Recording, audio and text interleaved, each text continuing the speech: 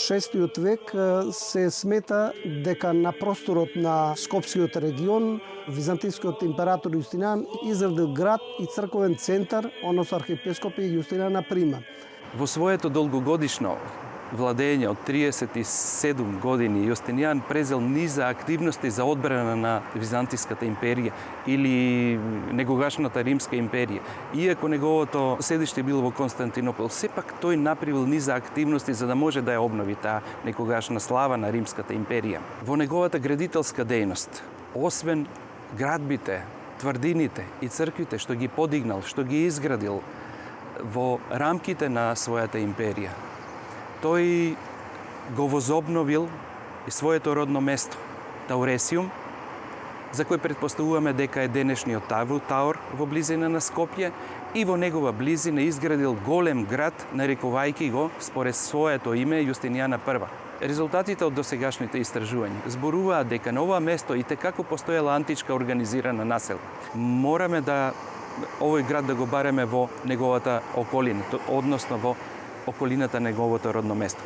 Неколкуте локации што пружаат можност да го лоцираме овој град на овој простор секако се Давина кула кај местото Чучер, Марково крувче во непосредна близина на Скопје и секако Скопската тврдина, иако на самата Скопска тврдина не е откриен некои поголеми значени археолошки откритија од времето на Јустинијан, но сепак предпоставуваме дека можеби долниот град, така наречен долниот град, на кој сега се простира старата Скопска чаршија, би можело да биде местото каде што го бараме.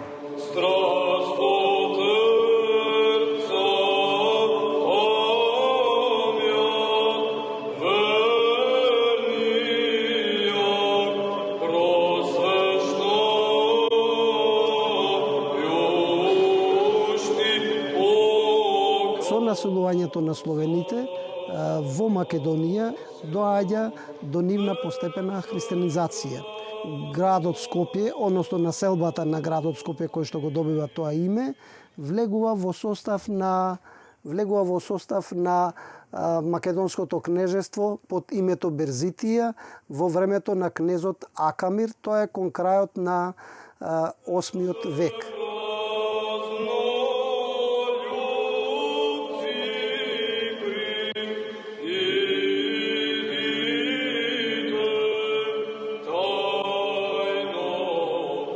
Во средината на 9 век Скопје и Скопската област паѓаат под власта на бугарите, меѓутоа во 969 година по познатото востание на комитополите предводено од браќата Давид, Арон, Самуил и Мојсей, Скопје веднаш во почетокот на востанието влегува во составот на слободната територија. Најамбициозен од македонските комитополи испаднал Самуил, кој што во 986 година, откако го отстранил својот брат Арон, поради неговата поврзаност со византијците и настојување да го пригрби престолот, бил убиен од Самуил и почнува самостојното владење на Самуил од 987 година. Како постепено јакне државата на царот Самуил, воено-стратегиското значење на Скопје добива во поголема тежина. Првата населба, таква каква што ние ја знаеме на Скопското кале, као град, као утврден средновековен град, се јавува некаде во текот на 10 век, може би при крајот на 10 век, или може да се поврзи, може би уште поточно ако се поврзи со активностите на Самуил на овој простор. За време на освојањата кон исток против византиската армија на Василий II во 986 година, во градот Скопје се наоѓала голема аргија која што ја штитела позадината на македонскиот цар Самуил и по победата над византиците во 986 година од Скопје тргнуваат војските на запад кон Далмација, кон Србија и кон Унгарија. Затоа што просторот бил не никнат од претходна некоја земјоделска, селска населба со логичен развиток некаков на едно селско живење, па да стигнеме до простор кој ќе биде заграден со градски бедеми и во кој што ќе се организира градски живот, туку наеднаш е организиран прв плански просторот бил плански граден одеднаш во тој период.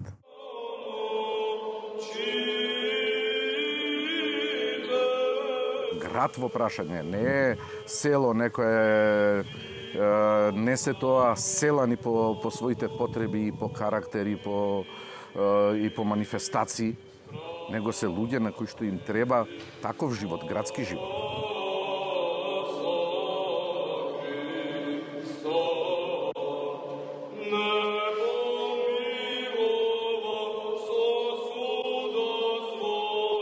Ценејќи го таквото стратегиско значење, византискиот цар Василий II решил да навлезе во длабочината на Македонското царство и да го нападне градот Скопје.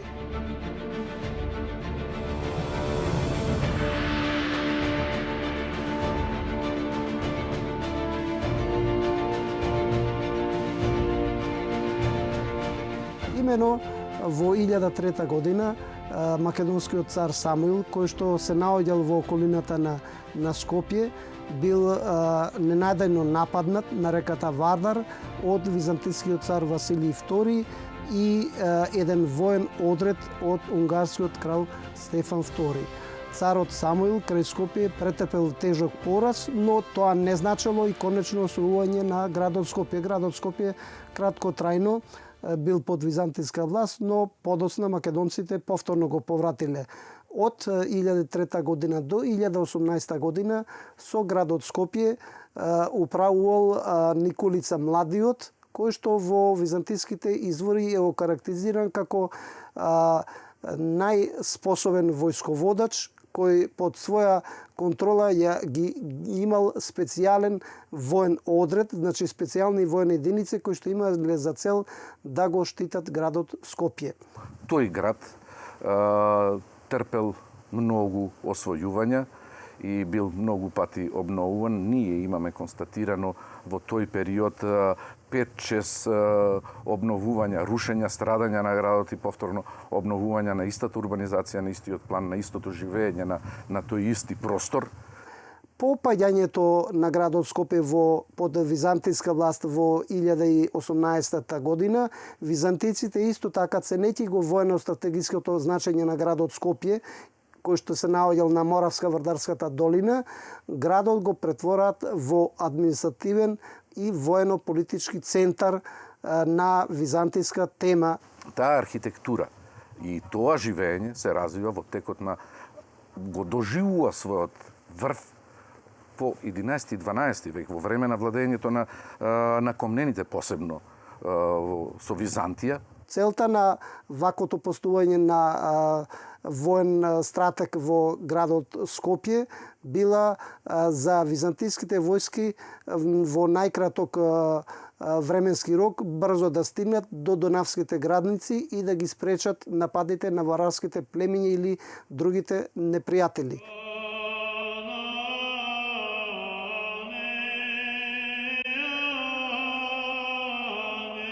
Во последните децении на 13 век Српското кралство под воство на Милутин ја освојува Северна Македонија и градот Скопје.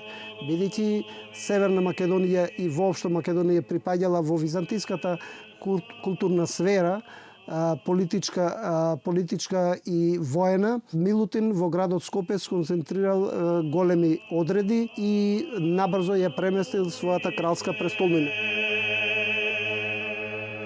Во урбана смисла, Скопје станува еден град во кој за период од 100 години се изградени многу голем број на профани и на сакрални објекти. Добива еден друг карактер, не помалку значаен, напротив станува средиште, едно од центрите на средновековна Србија и сите оние историски настани што се поврзани, што се врзуваат за Скопје во тоа време, кое најважно е дека ќе може да се развива следните 110 години под српска администрација. Тој бил христијански град, несомнено. Се спомнуваат десетици цркви кои постоеле во рамките на тврдината. Тука е, да не го забравиме, манастирот Свети Ѓорги Гор, кој се предпоставува, меѓутоа сепак се уште не е утврдено дека се наоѓал на местото каде што денес се наоѓа Султан Муратовата џамија. Освен тој силен христијански идентитет на градот, тој исто така имал и некои веќе урбани црти карактеристични за поголеми средновековни градови. Например, повелбите на кралот Милутин зборуваат за објекти во тврдината, во градот Скопје, на богати граѓани, жители на Скопје. И се зборува за канализационен систем преку кој се одржувала хигиената во градот. Откако во Сер во 1345 година се прогласи за цар, во 1346 година цар Душан во градот Скопје бил крунисан за цар од страна на српскиот патријарх Јоанники, бугарскиот патријарх и охридскиот архиепископ Никола.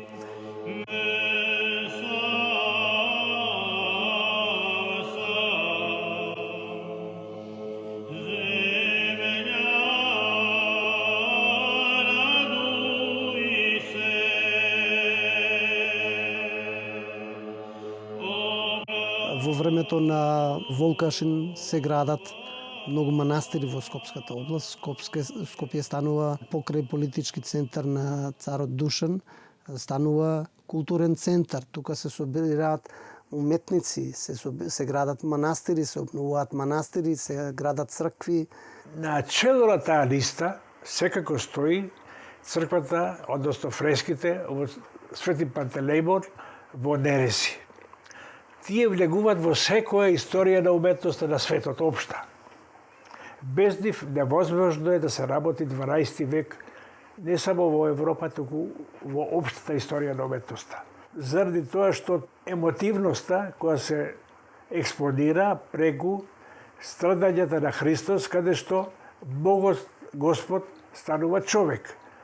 На тој начин што се изразуваат многу деликатни, емотивни изблици.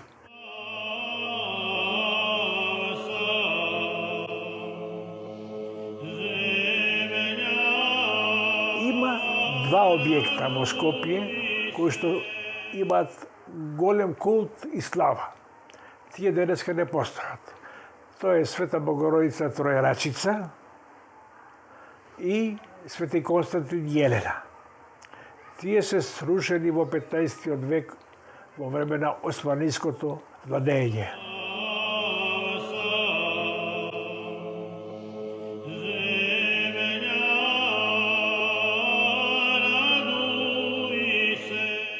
Додека Марковиот манастир е светски објект, тоа е ктиторско дело на кралот Марко, а почнато е по татко му Волкашин, кои што се насликани два пати во храмот. Значи имаме нивни портрети, имаме голема квадратура на фрески, тоа е револуционарно сликарство едно, кое што е поврзано со повеќе објекти во Македонија. А да кажам за тоа сликарство, дека врз него има влијание, ако сте чуле, еден значен покрет движење во уметноста, а тоа е исихазмот. Тоа е една секта филозофска, така да речем, една ултранагласена православна линија, која што после ќе стема подоцна, али оставила големи траги во културата и уметноста.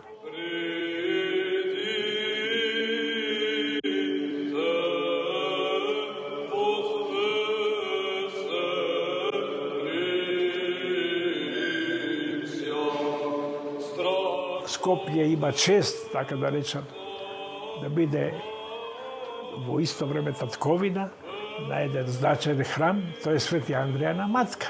Тој објекат е од 1389 година.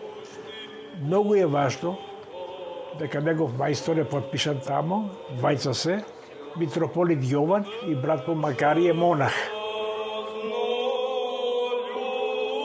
Во сите овие објекти што ги спомнав се насликани нашите словенски првоучители, пред све, мислам на Свети Климент Охридски, меѓу фигурите, и во Марков манастир, и во и Свети Никита, и во Андреаш, Свети Андреаш се вика и Андреаш, бидејќи Скопје е митрополитски град, тоа е седиште на митрополија. Тоа е голема чест за тој град, за нашиот град. Тамо се зида и се зографира и во текот на турското владење.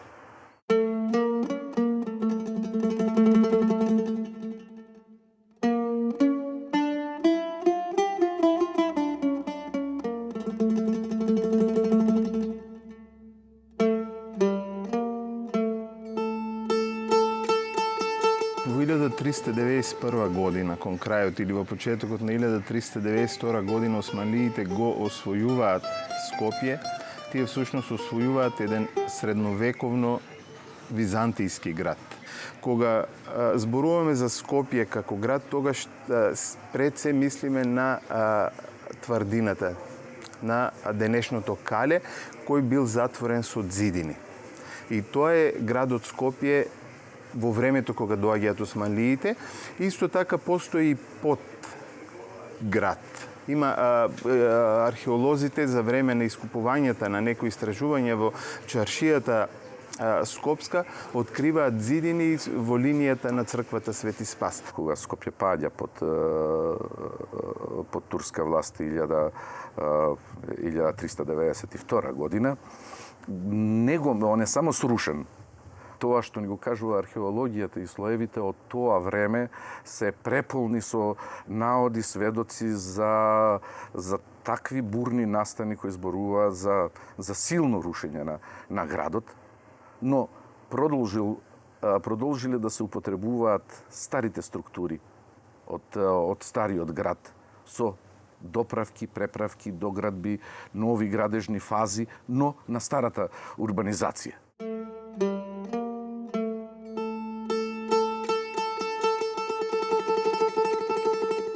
Кога доаѓаат османлиите, основното што се случува со Скопје е тоа што Скопје излегува надвор од тврдините.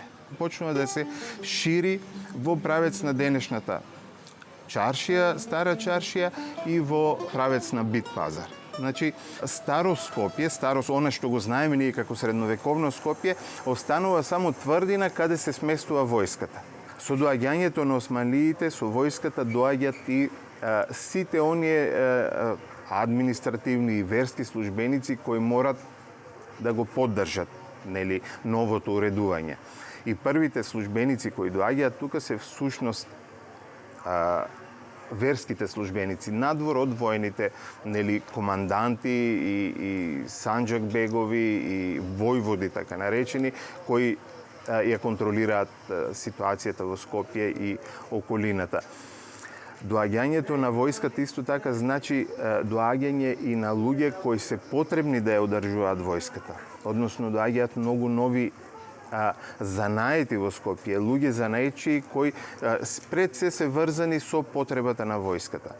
Од тогаш уште датираат и првите сабјари, првите пушкари, првите ножари во Скопје, кои се во служба на османлиската војска се разбира, меѓутоа кои постепено потоа со развојот на Скопје, на тамошниот развој на османлиско Скопје, стануваат и секојдневни занаичи кои работат во чаршијата.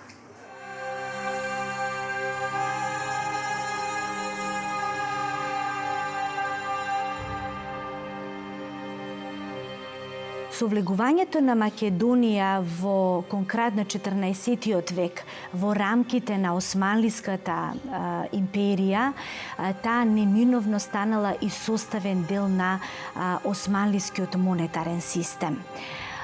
Така што во Македонија од самиот почеток започнале да се употребуваат османлиски пари.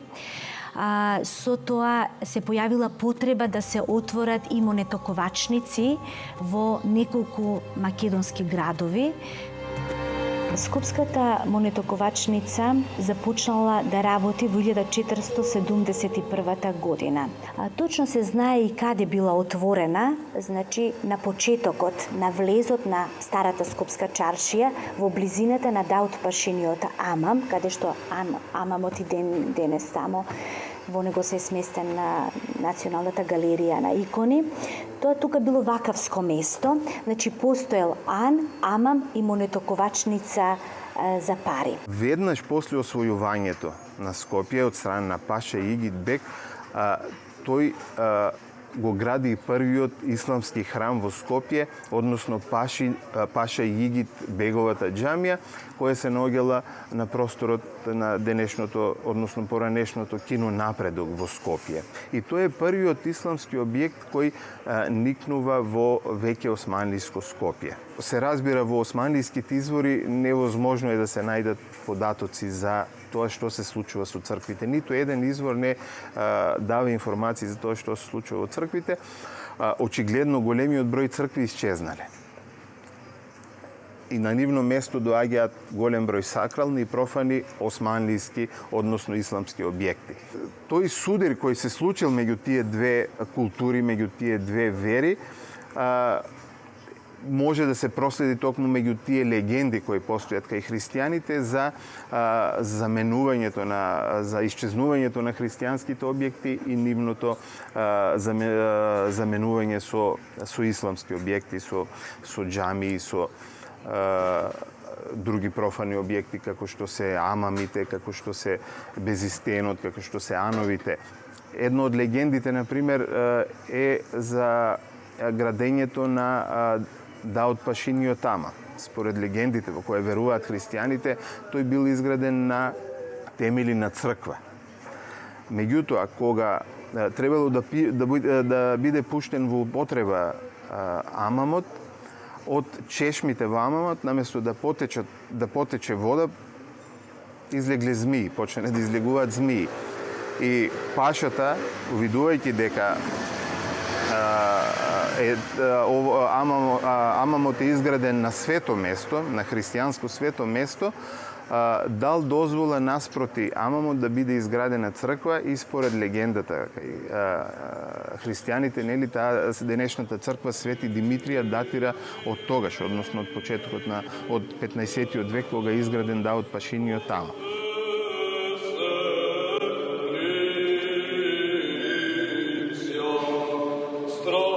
Иста е легендата, например, и за Бурмали џамија. И според верувањата на христијаните, на место на Бурмали џамија, која е изградена 1495 година, постоела црква. Свети Никола црквата постоела. Меѓутоа, тоа повторно не е докажано ниту со материјални докази, ниту со записи, ниту со документи дека на тоа место постоела некогаш црква. Исто така постои верување дека Свети Ѓорги Горк, познатиот манастир, најпознатиот скопски манастир, најголемиот манастир, се наоѓал на местото каде денес се наоѓа Султан Муратовата џамија. Всушност, денешните најзначајни објекти во старата Скопска чаршија, какви што сега не може да се најдат веќе во ниеден град на Балканот, се изградени во 15-тиот век.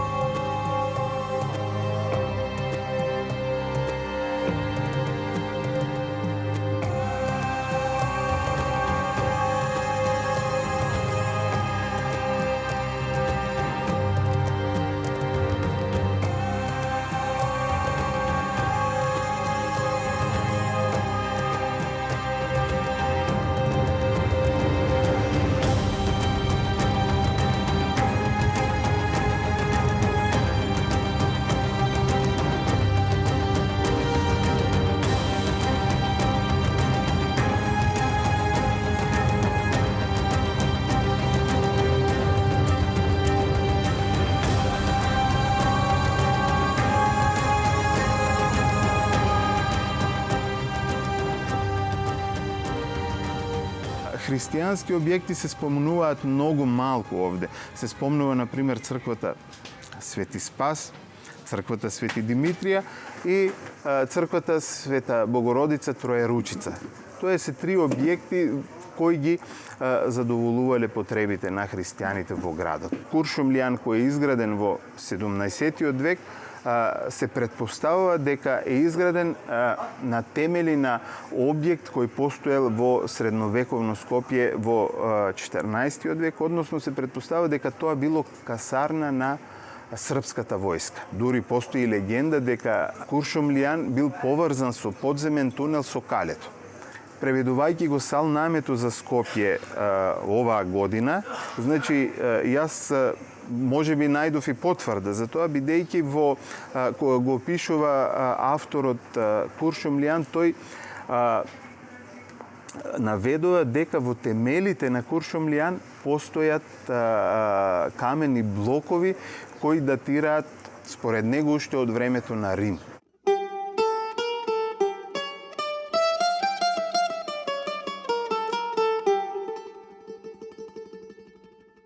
Камениот мост, кој е исто така османлиска градба, недвојбено османлиски архитектонски објект, е изграден на место каде постоел и претходно премин, односно постоел мост. Можеби не со таков размер од таква големина, меѓутоа не верувам средновековно Скопје да немало премин кој водел преку Вардар од другата страна и дека тоа е градба која ја направиле, оригинална градба која ја направиле османлиите. Во времето на Скендербеговото востание, значи 1443-1468 година, кога османлиите долго време се мачат да го покорат Скендербег и да албанската територија да ја освојат, Скопје било базата од каде тргнувале походите против Скендербег и походите на север кон Босна и Србија. Значи Скопје е главната војна база од каде се вршат освојувањата на север и на запад. И една од причините сигурно за градењето на мостот е тоа префарлувањето на војската од другата страна на Вардар, затоа што Мехмет Фатих, нивниот еден од најголемите султани кој го освојува Скопје, самиот лично учествува во походи против Скендербег. И познато е дека тој има овде своја ливница на топови. Денешното мало Топана, всушност е Топхане, арсенал, место на топовите.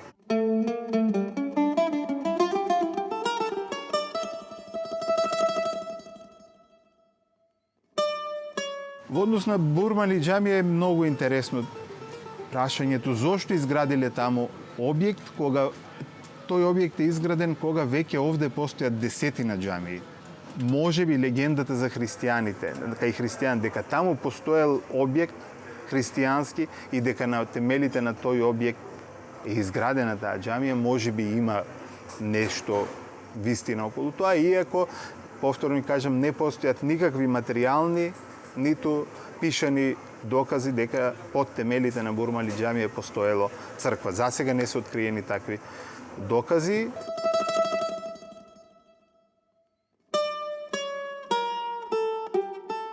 Апсолутно развојот на Скопската чаршија овдешна, која е главното јадро на Скопје, не е изум повторно само на османлиите. И во средниот век ова бил главниот економски простор каде се одвивала размената на производи меѓу жителите од селото и градските жители. Значи овде биле пазарите. Овде било средновековниот пазар на Скопје бил овде.